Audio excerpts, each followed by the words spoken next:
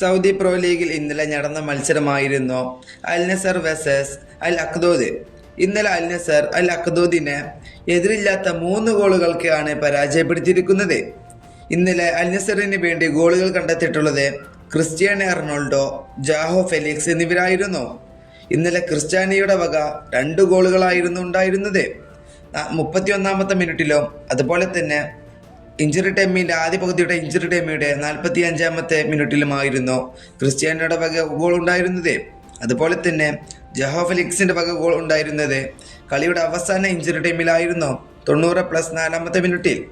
ഇന്നലെ മികച്ച രീതിയിൽ തന്നെയായിരുന്നു അൽ നസർ കളിച്ചിരുന്നത്. അതുപോലെ തന്നെ ഇന്നലത്തെ മത്സരത്തിലെ കളിയിലെ പ്ലെയർ ഓഫ് ദ മാച്ച് ആയത് അത് പോർച്ചുഗൽ സൂപ്പർ താരമായിട്ടുള്ള ക്രിസ്ത്യാനോ റൊണാൾഡോയാണ്.